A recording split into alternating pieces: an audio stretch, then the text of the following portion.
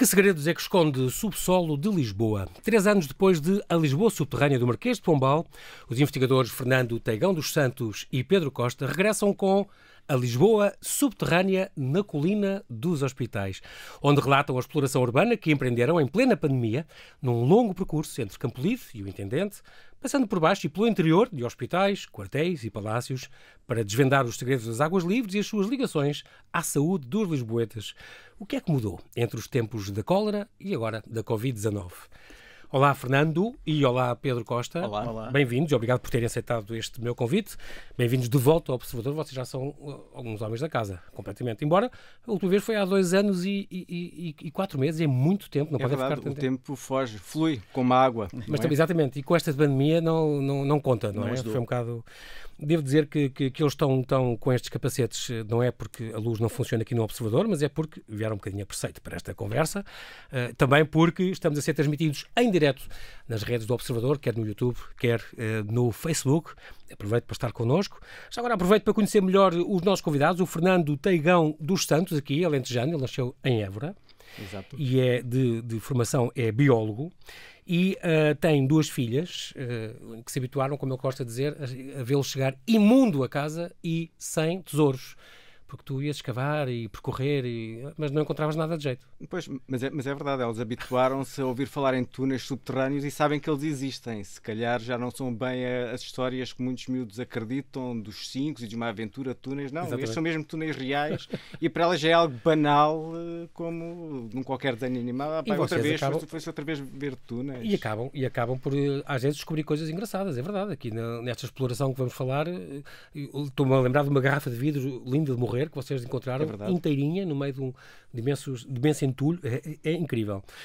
O Fernando esteve no governo, passou pelo governo, esteve a trabalhar na zona do ambiente e do ordenamento do território e, inclusive, escreveu um livro sobre como é que Funcionamento do governo. Sim. como é que os governos podiam ser melhorados. Formados, sim. Exatamente. Reforma de governo. Sim. Muito bem. E que acho que devia ser mais... Um dia vamos conversar só sobre isso, porque eu acho que... Eram outros caminhos subterrâneos, outras andanças subterrâneas. Exatamente.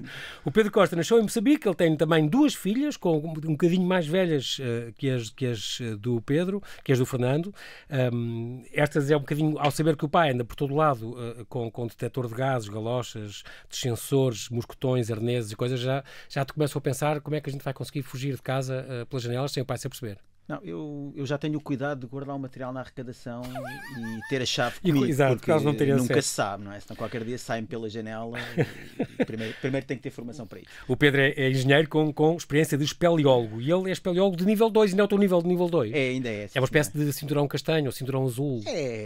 Permite ir a uma gruta, uma cavidade devidamente enquadrado por espeleólogos também de nível superior, que sejam capazes, por exemplo, numa situação complicada, de fazer o espeleorresgate, mas permite a progressão autónoma em qualquer galeria. Muito bem, ambos conheceram-se no GIOTA, neste grupo de estudos de ordenamento do território e ambiente. A curiosidade então levou estes 2 amigos, que já se conheciam há 20 e tal anos, a trabalharem na área do ambiente e a perceber que há muito para descobrir debaixo de Lisboa. Daí o primeiro livro que saiu em 2018, a edição da Caleidoscópio, A Lisboa Subterrânea do Marquês de Pombal, em busca dos segredos das águas livres. Está aqui esta capa. No subsolo de Lisboa escondem-se galerias subterrâneas que guardam segredos do Marquês de Pombal. Uma coisa que deste livro passa agora para o novo que vocês editaram. Aqui percorriam 7 km, aliás, de galeria, 3 das galerias que saem do Aqueduto das Águas Livres, não é? As galerias da Esperança, das Necessidades. Sim, nós podemos explicar E a do Loreto? o que as pessoas conhecem normalmente do Aqueduto das Águas Livres. Quando ele chegava a Lisboa, depois fazia a distribuição da água a partir de 4 grandes ramais, 4 galerias principais. No primeiro livro explorámos 3 dessas galerias. Uma era a Galeria do Loreto, que abastecia o Bairro Alto, o Largo do Carmo e essas zonas. Havia uma outra galeria, que era a Galeria da Esperança, que descia junto à Rua de São Bento e ia servir os chafariz da Esperança. E existia uma outra galeria, que era a Galeria das Necessidades, que ia abastecer o Palácio das Necessidades e que depois cruzava também toda a zona do Bairro da Lapa até chegar à Praça das Janelas Verdes. Essas eram as 3 galerias sobre as quais trabalhámos no primeiro livro. Neste livro nós incidimos sobre a 4ª galeria, que é a Galeria de Santana, que é uma galeria mais tardia, foi construída já no reinado de Dona Maria. Ela foi Por iniciada... ordem do Pinamanique, já? Sim, ela foi iniciada por volta de 1784, posterior às outras, e ia levar a água até à zona da Colina de Santana e à zona do Intendente. Portanto, deslocava-se mais para o Oriente, levando a água a um outro bairro da cidade que também tinha falta de água. Olhando o mapa, portanto, de Lisboa, digamos, e as outras três vêm, portanto, o aqueduto, digamos, simplificando, nasce, total são para aí uns 60 km de galerias. São cerca de 60 km. É impressionante, e vocês vão estudá-los todos, que quero livros sobre todos os quilómetros. Estamos a tratar disso. Exatamente. Então, nasce na zona de Belas, trazia água nessa zona das nascentes, Belas. Aliás, onde já há também uma barragem romana, não sei o quê, já os romanos sabiam que ali havia água boa e que nascia ali. E depois trazia água através de todo o território que é hoje a Amadora, cruzava a Serra de Monsanto, depois cruzava ali o Vale de Alcântara, e a tal arcaria monumentais, e depois iam surgindo vários ramais. E desembocava aqui na Mãe d'Água, ali ao pé do Rato, não é? Certo. Era onde acabava, sim, digamos. Sim. A partir da Mãe d'Água, das Amoreiras, ia sendo abastecido a zona do Bairro Alto através da Galeria do Loreto e também uma derivação e próxima da Galeria da Esperança. A Galeria das Necessidades partia mais a montante. Portanto, chegava antes. E a saída para a zona da Colina de Santana, que também explorámos neste livro, também saía antes, ali por alto, próxima do Arco do Carvalhão. E era a partir daí que a água percorria um troço de cerca de 4 km até chegar àquilo que chamamos a Colina dos Hospitais. Pronto, portanto é assim, a Igreja Subterrânea na Colina dos Hospitais, é uma edição também caleidoscópio, saiu agora em novembro de 2020, é um roteiro das Águas Livres de Campolide até ao Intendente. Foi apresentada dia 25 de junho do ano passado no Hospital de São José, no Salão Nobre, onde vocês, aliás, pesquisaram e investigaram bem. 3 das 4 galerias que nós falámos no primeiro livro, vocês investigaram aquilo durante 4 anos. Esta que era só uma, mas, portanto, Lisboa, simulando, temos aqui Lisboa, há 3 galerias que vêm cá para a zona ocidental, digamos, e esta é uma que vai completamente para a zona oriental e vai ali por cima da Artilharia 1. Sim, por cima o Parque Eduardo VII.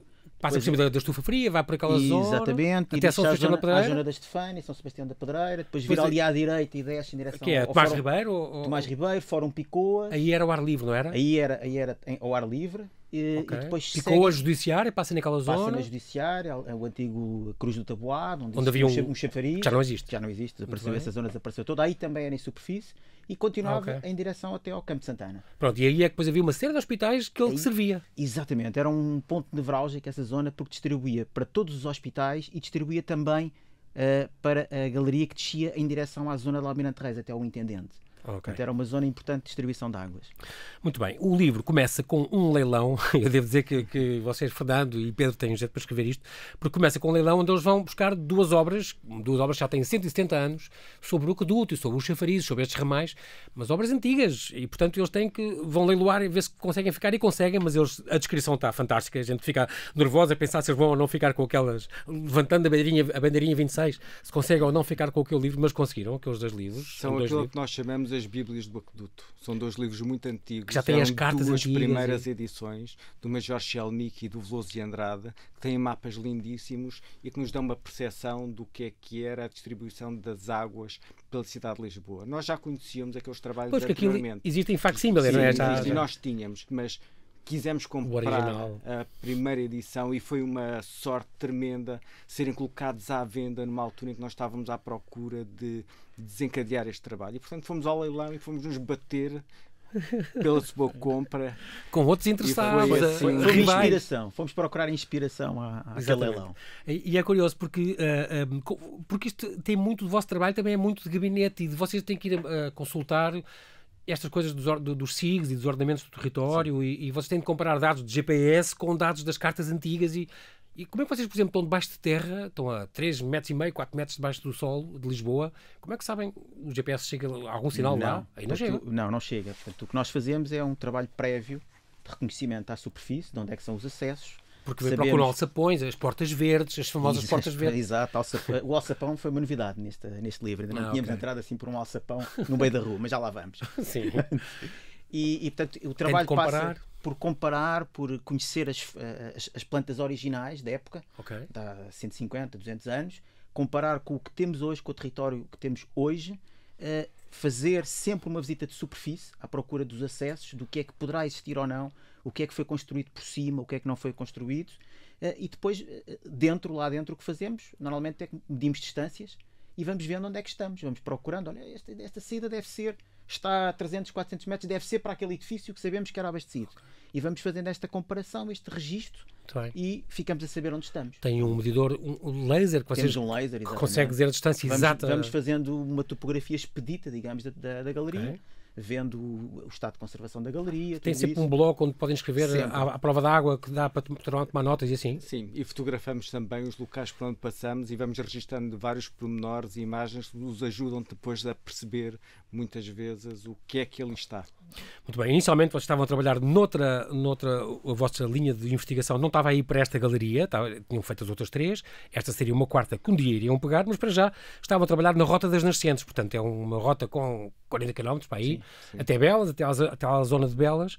Isto tudo porque Lisboa tinha grande falta de água, era uma capital com muito pouca água, a água do Tejo tem muita salinidade, não dava para abastecer a população e portanto era preciso trazer água, já desde Dom João V, desde aliás muito antes dele, falava-se nisso, que era preciso um abastecimento de Lisboa e foi então com a grande obra do aqueduto no tempo de Dom João V, depois Dom José. Lisboa sempre teve muita falta de água ao longo dos séculos, é um problema histórico.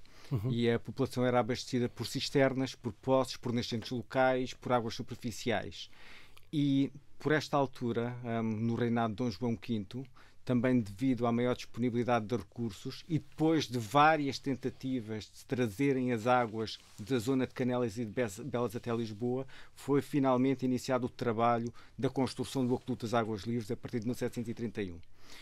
E a chegada das águas livres veio realmente trazer um manancial de água à população que até então não estava disponível. Exatamente. Antes era só aqueles pocinhos e aquelas cisternas e poços. Não passava disso. É incrível porque é uma grande obra, está candidata agora a Património Mundial, espero que consigam, e o vosso trabalho também vai ajudar nisso de certeza absoluta.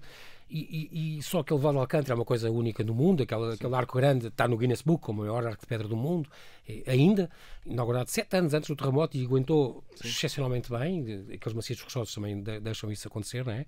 Só umas rachazinhas naquelas torres de vigia e acabou, ficou ótimo. E portanto vocês estavam noutro trabalho, a investigar a Rota das Nascentes, até Belas e Canetas, como tinham dito, já tinham percorrido por baixo a terra de Monsanto toda, tinham passado o quê? São Domingos de Benfica, por aí? Tínhamos feito tudo. Até a Buraca? Até à Buraca. Conhecíamos já todo o troço entre os Arcos e a Buraca, até aliás a zona onde passa hoje a Cril. Já conhecíamos, já tínhamos visitado muitos dos edifícios abastecidos ali na zona de Benfica, São Domingos de Benfica. Aquelas quintas antigas, palácios, fronteira, etc. Exatamente. Quando, em março de 2020... caiu esta pandemia em toda a gente, no mundo inteiro. Fomos todos para casa. Portanto... E depois eu pensei, porque é que vocês não continuaram a fazer? Vocês estavam debaixo de terra a trabalhar, porque é que não continuaram? Porque é que vocês tinham que estar fechados em casa?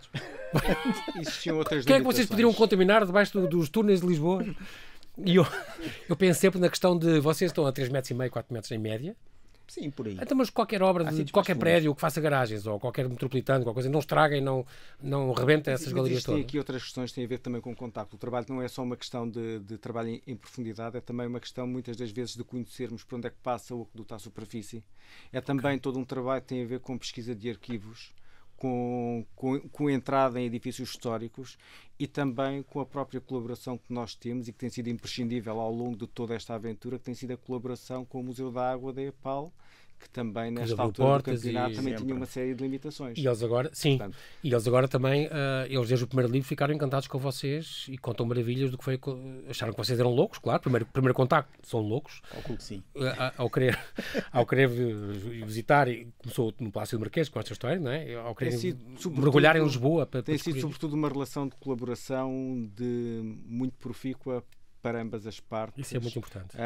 Nós vamos partilhando com eles aquilo que encontramos, eles vão-nos facilitando o acesso a áreas onde existem dificuldades de acesso e, portanto, no conjunto nós ajudamos depois também a contar novas histórias sobre o próprio aqueduto das Águas Livres e a trazer novas chaves de leitura para estas questões. E aquilo que nós fazemos na Colina de Santana é depois fazer toda uma aproximação às histórias ligadas com a saúde pública e com a importância da água no contexto até de outras epidemias, porque, por exemplo, meados do século XIX, por exemplo, em 1852-54, Lisboa era assolada por uma dupla epidemia de cólera e de febre amarela. Portanto, depois a febre tifoide, depois as pneumónicas, depois... E isto eram epidemias que tinham muita ligação à falta de salubridade, à contaminação da água, à ausência de água.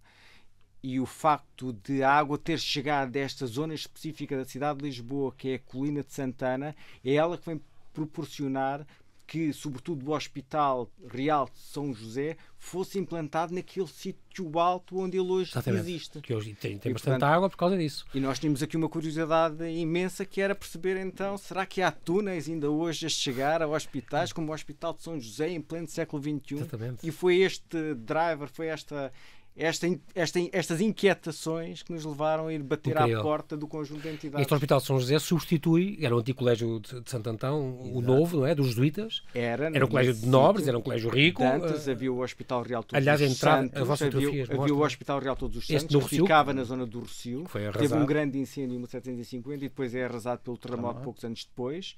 E na altura houve a intenção de deslocar os cuidados de saúde, os doentes, para o convento de Santo Antão, o novo, onde estavam os jesuítas, e portanto, entre a intenção de deslocar o hospital para lá por volta de 1770 até à sua chegada, e depois a chegada da água a este próprio local, foi ali uma questão de poucos anos, de uma década, duas décadas. A água foi fundamental para que o Hospital de São José pudesse ter existido naquele local. E a nossa dúvida é essa. No século XXI, está lá o aqueduto ou não está? Exatamente. Muito bem, é engraçado porque eu ligo muito às questões do património e acho que é um autêntico e verdadeiro património extraordinário, que é uma reserva de património, quase um reservatório de património, que nós temos debaixo dos pés e não fazemos ideia, ninguém faz ideia. Eu estou nas paragens de autocarro, então, ao pé dos Chafrizes da Esperança e ao pé do Campo Santana, não fazem ideia que debaixo a 4 metros, está, ao pé da estátua do Sousa Martins, e vocês podem estar lá em baixo, vocês dois, a 3 metros de nós, mergulhados até ao pescoço, em água suja, ou nem sempre, pronto. Vocês acabaram por descobrir algumas nascentes, inclusive, que ainda já não havia as bicas, mas havia ainda água a brotar. Sim. Lá mais perto do Intendente, já lá vamos. Já lá vamos ao Intendente, mas aí foi a água, foi o barulho da água que nos levou lá. Incrível. É incrível, porque outra coisa que eu gosto muito, e vou dizer isso antes de continuar esta conversa, é que o vosso livro, tal como o primeiro, aliás, é muito bom nesta questão de ter, são quase 400 páginas, muito ilustrado. Eu estou aqui só a folheá-lo porque dá bastante bem uma ideia de como o livro é, com plantas e fotografias dos diferentes túneis, fotografias antigas, que vê-se com um hospital como é hoje e o hospital como era antigamente, gravuras antigas, cartografia histórica, mapas atuais e, além disso tudo, além de ter também muito bem feito um mapa com as galerias todas e com as partes que já não são acessíveis e com as partes acessíveis, encarnado é não acessível, é óbvio, azul a parte que ainda se pode percorrer, que vocês percorreram, aliás. É muito curioso, tem também na contracapa aqui o vosso material todo, que também se vê, quer as coisas mais leves, as lanternas e os GPS tem uma máscara, porquê? Porque era pandemia? Ou porque debaixo há gases? Mas também há coisas com gases, podem encontrar, como na primeira vez encontraram alguns gases venenosos. Levámos sempre o detector de gases connosco. Isto é um aparelho que vocês que está sempre ligado e que quando vos acompanha... É porque é o principal risco, é um risco que não se vê, que os sentidos não detectam. Pois, porque são inodoros e morre-se mesmo. E não leva uma gaiola com um passarinho porque já não usam esse sistema, mas podia ser. O detector. O detector, que é muito importante, as máquinas fotográficas e os tripés, tudo para se documentarem. Sim. Isto dá um autêntico documentário da National Geographic e dá um documentário da... Já tem alguma proposta ou não? Já candidatámos 3 vezes este projeto à RTP, nunca quiseram saber de nós. Foi? Um dia chegamos lá. Chegamos lá e quando o Observador tiver um canal de televisão, vocês são os primeiros. Candidatámos por 3 vezes e fomos sempre sopa. Porque isto é... Eu acho que isto, as pessoas iam ficar fascinadas de ver o que vocês tem tido outras prioridades ao longo dos anos. Mas Fernando e Pedro... talvez. A nossa telenovela... Não, também é importante, também tem o seu espaço. Eu acho que tem tudo o seu espaço. Devemos lá chegar. Agora, ou a National Geographic, assim, vocês têm muito material. Filmaram sempre tudo, documentaram tudo. Aliás, fizemos um teaser aqui no Observador por causa disso. Além deste, e há também um saco com artilharia pesada, ouvi dizer. Há um saco grande. Pedro, queres mostrar aí um saco? Que tem não está aqui o saco, está lá fora. Pronto, mas é um saco mas que tem... Aliás, há 2 sacos aí. É uma coisa, é isto? É o da esquerda, esse é o fato. Este saco? Está aqui. Este saco foi, aliás, foi uma novidade desta exploração. Porque onde tem quê? Picaretas e... É o que for preciso. O C4? Este aqui, a especificidade é ser estanque. Ok, pronto. Porque vocês desta vez andaram dentro de água até ao pescoço. Com água pelo pescoço. E tínhamos que levar o material todo, a máquina fotográfica, tudo lá para dentro. Então esse saco é o ideal para isso. Esse saco, exato. E portanto temos o outro que era usado, o amarelo que está aí, para transportar, e este aqui para Muito bem. transportar dentro da água mesmo. Sim, há aqui Está o ali amarelo, muito bem. que é um Agora, próprio para espeleologia que resiste a tudo. e depois tem aqui isto, por exemplo, é um lubrificante, eu sei o que é isto, que eu também uso em Isso casa. é para abrir muita porta. WD-40. Exato, E tu, Pedro, tu continuas a ser o especialista das portas fechadas. Sim, pronto, é a minha função, é abrir portas. Exatamente, que não te ouçam na casa de papel. Não, nada disso. Então aí outras coisas importantes para abrir portas. A picareta, As picaretas, os ganchos, eu não sei o que mais, também foi muito útil para abrir alguns alçapões. Pois, que agora vocês andaram em alçapões em pleno desterro ou em pleno intendente. Passámos alguns dias a desenhar umas ferramentas para ver como é que íamos abrir um ou outro alçapão. Exatamente, imagino. E é engraçado também este livro, tenho que dizer, porque é um perfeito guia turístico. Vocês contam histórias, a água aqui é o fio condutor, como vocês gostam de dizer, entre os palácios e os quartéis e as pessoas e a igreja de São Sebastião. Há uma série de coisas. E depois percebemos a personalidade de... Vocês contam a história de vultos como o Ressano Garcia e o Gomes Freire de Andrade, o Camões, o Câmara Pestana, o Afonso Pereira de Melo, o Miguel Bombarda, a Viúva Lamego. Contam histórias giríssimas sobre lisboetas de nomeada. As pessoas aprendem imenso a ver os vossos livros e divertem-se imenso nesta aventura. Ainda bem que não somos nós com a água até ao pescoço. A água é o fio condutor para nos levar a vários sítios, a palácios, quartéis, conventos, neste caso hospitais, e que nos permite contar as histórias de várias personagens históricas com quem nos cruzamos ao longo destes vários episódios. Quer saber Portanto, no fundo, as histórias das pedras são interessantes, mas se não houver aqui esta dimensão humana, não tem uma pessoa ligada a uma história, não é? E depois procuramos fazê-lo com o registro de aventura, tentando contar a forma como é que nós chegamos aos vários sítios, como é que nós entramos, que dificuldades é que temos de ultrapassar, como é que se abrem determinadas portas. Está tudo explicado. Às vezes até do ponto de vista institucional, que...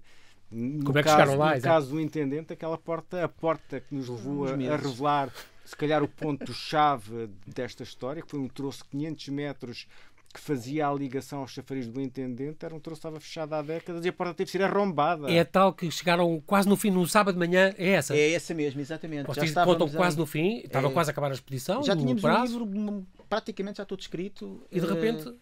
Mas aquela porta, nós tínhamos descoberto aquela porta, andávamos à procura de como é que era o acesso àquela parte da galeria, está lá ou não está? E andávamos ali na rua, fomos ao chafariz que lá está, do intendente, não era por ali. Aquela porta chamou-nos a atenção pelo barulho e tínhamos que abrir a porta. Contactámos 3 juntas de freguesia, ninguém tinha a chave. Alguém nos disse ali no bairro, mas que a porta se abria, porque se guardavam lá umas coisas dentro. Então alguém vai ter que abrir. Insiste, até que uma sexta-feira, perto da hora do almoço, recebemos um telefonema da Câmara de Lisboa a dizer assim: estão autorizados, se quiserem à meia de manhã a porta é arrombada. Eu disse, claro que queremos, não é? Sábado de manhã, 8 da manhã, estávamos com 2 colaboradores da Câmara Municipal de Lisboa, espetaculares, que nos ajudaram imenso, e enquanto vestíamos os fatos já estava o cadeado arrombado. Agora vale a pena dizer o seguinte: quando se olhava para o que estava dentro daquela porta, aquilo que se via era uma parede com um buraco a jorrar água. E a grande dúvida que nós tínhamos é um buraco com água, mas será que aquilo tem progressão? Será que há ali alguma coisa? Como é que se avança ali para dentro? Só do ponto de vista de subir lá para cima para conseguir espreitar, vou usar a palavra, foi um pincel. Por isso é que fosse molhado. E é de pés ou de cabeça? Quer dizer, as dúvidas são estas. Como é que vamos entrar? Assim, por isso é que vocês, às tantas, dizem no princípio do capítulo, este capítulo do intendente, dizem isto é, atenção, para claustrofóbicos, isto não é bom. No fundo é um buraco cheio de água, escuro, com uma curva para a esquerda, com algumas dificuldades de progressão, e arriscámos, avançámos, tomámos as devidas precauções. E de repente era meio quilómetro ali de baixo. E quando chegámos e percorremos os primeiros metros, depois vira-se para a esquerda, e abre-se um mundo novo, abre-se uma galeria de 500 metros, portanto é algo que... Mas é a tal que tinha as claraboias a 20 e tal metros, com as raízes com 20 e tal metros. É uma que se dirige em direção ao Campo de Santana. É impressionante. Mas, portanto, imaginem o relevo da cidade, não é? Ela vai subindo ligeiramente e, portanto, está cada vez mais funda. Portanto, na zona mais funda atinge 30 e tal metros. É impressionante. E, portanto, era uma com raízes desde lá de cima, parece estás no meio do Camboja, ou naqueles... não é? E com estalactites e estalagmites, como nunca tínhamos visto. Há zonas que eram uma verdadeira gruta. Esta coisa nunca poderá ser visitável mais tarde. É difícil. Está bem, além de grupos específicos, mas é uma coisa que vocês veem que um dia, por exemplo, a de Loreto já se fazem percursos, o Museu da Água já combina, há 1,6 km que se pode visitar, há dias combinados, não sei o que, como em maio do ano passado, fez-se isso. este género, esse espaço tão bonito e tão grande e tão alto, seria um dia... Porque há sempre várias questões que têm a ver com a estabilidade também da própria construção.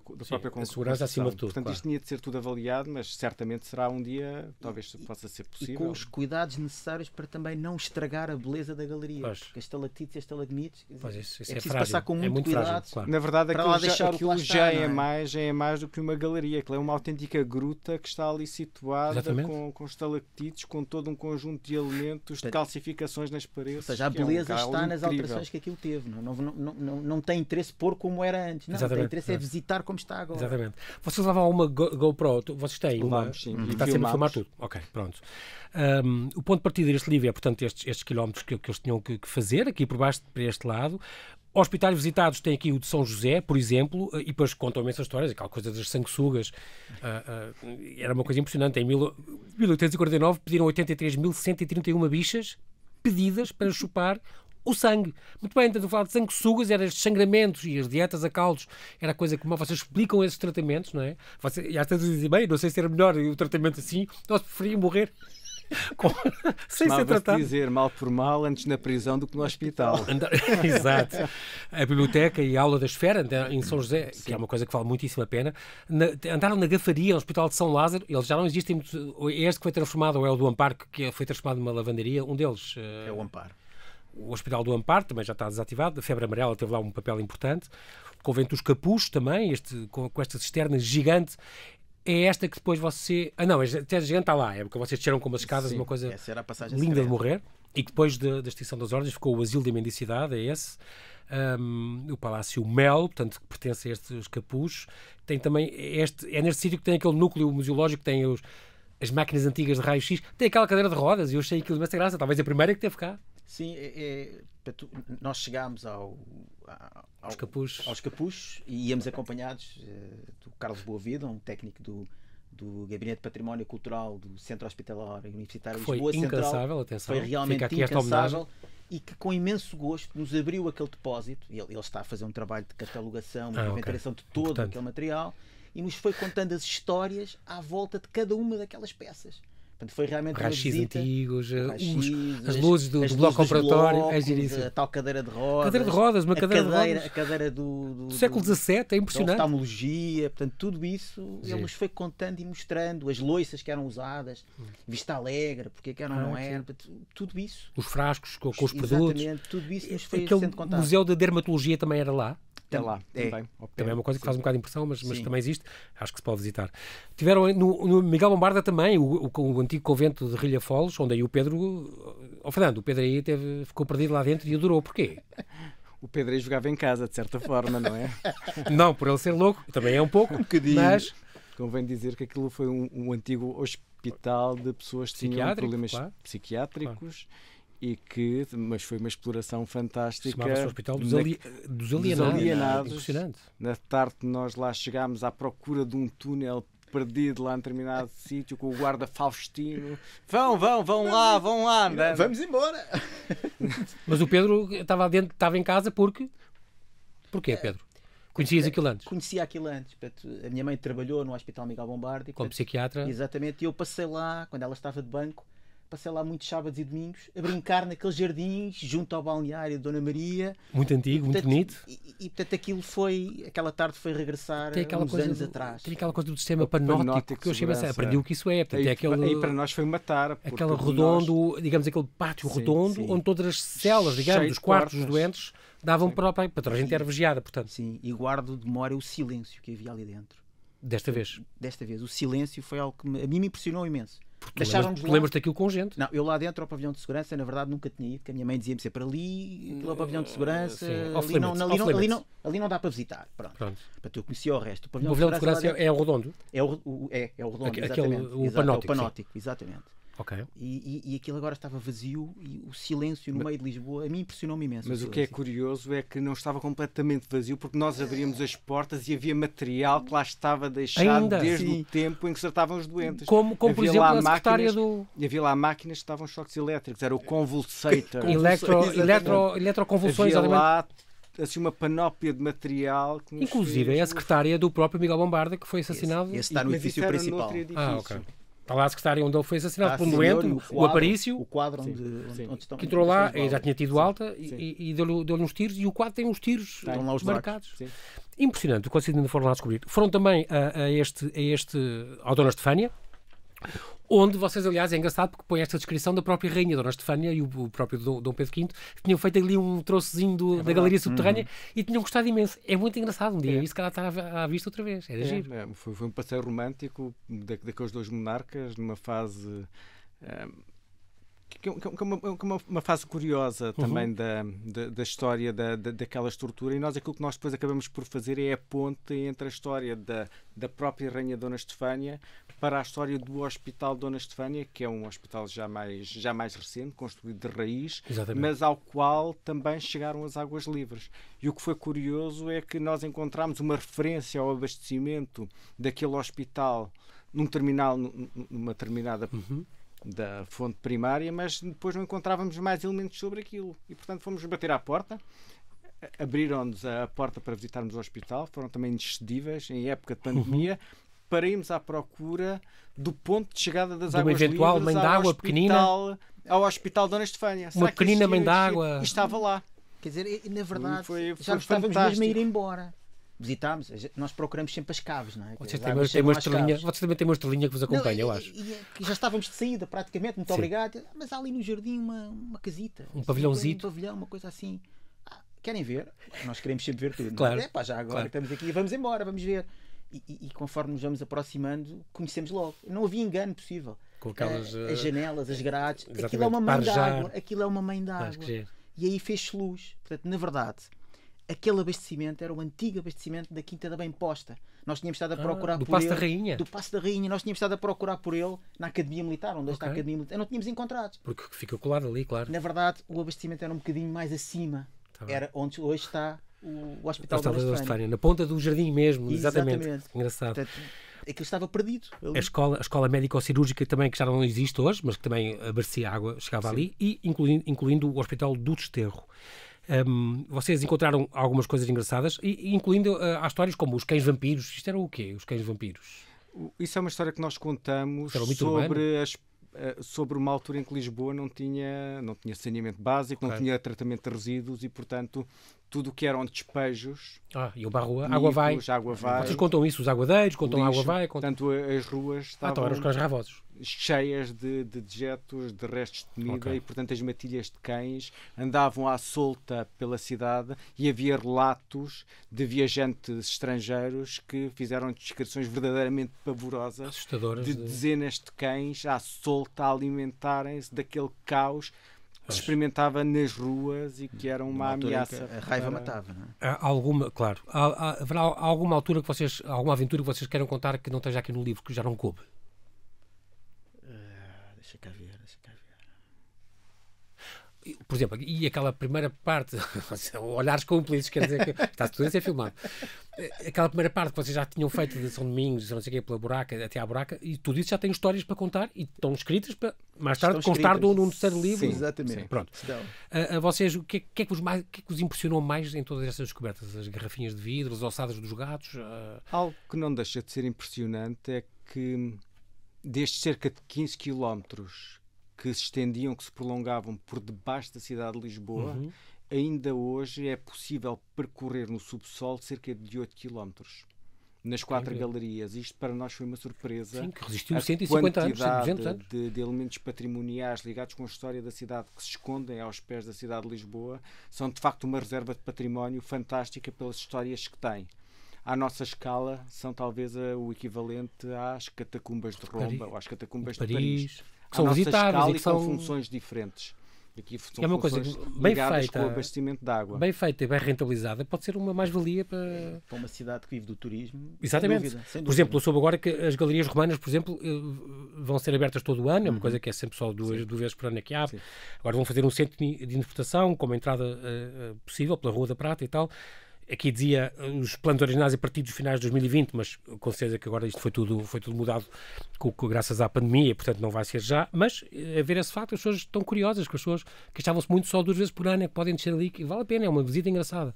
E eu penso que isto é uma coisa que também podiam ser... Não, eu acho que era possível fazer Fazer roteiros pela cidade, por alguns troços seguindo o caminho da água e seguindo as histórias associadas ao caminho da água. Foi o que nós fizemos no livro. Isso é possível fazer no território. E vocês já andaram para ti pedra, você já está tudo contado, eu acho. Foi muito curioso. Vão também dar uma série de conferências com isto, como aconteceu com o ano passado, não foi? Vocês tiveram passado na Sociedade de Geografia e também na Roca Lisboa Gallery, também deram uma série de conferências. Há 2 anos e há 3 sobre estas vossas explorações. Já agradeceram aqui à EPAL, ao Museu da Água, aos hospitais e à Câmara, que foram realmente incansáveis com isso. Tem coisas muito curiosas. Este troço do intendente foi uma grande descoberta. Ninguém sabia deste troço. Vocês conseguiram, ou não havia quase registros, ao conseguir entrar, vocês abriram uma página nova na história do nosso património, eu acho. Sim, eu acho que nós redescobrimos, ou seja, ele estava lá, não é? Claro. Só que o tempo passa, as pessoas... tiveram que arrombar coisas e descobrir alçapões. E o acesso era muito complicado. Sim, por isso o acesso era muito complicado. O acesso assusta algumas pessoas e, portanto, as coisas vão ficando esquecidas no tempo. E depois fizeram outros livros que têm outras aventuras mais divertidas, como o facto de eles vestirem-se e despirem-se nas carrinhas, fora das carrinhas, em plena pandemia. Algumas baleias brancas que foram vistas avistadas na calçada do Desterro. São vocês a mudar de roupa e pôr os fatos, não sei o quê. Ali à vista quase. Era 8h pouco da manhã. Ninguém estava a essas horas a passear por ali. Muito bem. Eu fico a aguardar o terceiro livro sobre os outros túneis. Ainda existem muitos quilómetros por explorar. Eu acho que vocês ainda vão voltar. E de vez em quando têm sempre histórias, têm sempre coisas muito curiosas para contar. Vão voltar às nascentes agora. Se não me engano, é o que vocês vão pegar outra vez, ou estão a pegar outra vez, na questão de chegar às nascentes. E nós estamos aqui para ouvir todas as histórias, porque faz muita falta. O vosso editor na Caleidoscópio deu algum prazo e pedimos aqui há 2 anos que era um livro outra vez, ou ainda não, ou está dependente completamente. O nosso querido Jorge está sempre receptivo a... Sim, e é uma edição fantástica. Temos de lhe agradecer também. Fica aqui esta nota. Tem acreditado em nós. E é uma belíssima obra, quer a primeira, eu mostro aqui também a primeira, este Lisboa Subterrânea do Marquês de Pombal, aliás são complementares, portanto não substituem a outras, são umas belíssimas edições, é muito bom papel, muito bem ilustradas, com histórias fantásticas, vale muito a pena. Quero muito agradecer aos dois, Fernando e nós também, muito obrigado. Muito obrigado por terem voltado. Gostamos muito de vir aqui. Muito obrigado, bem-ajam, até à próxima. Muito obrigado.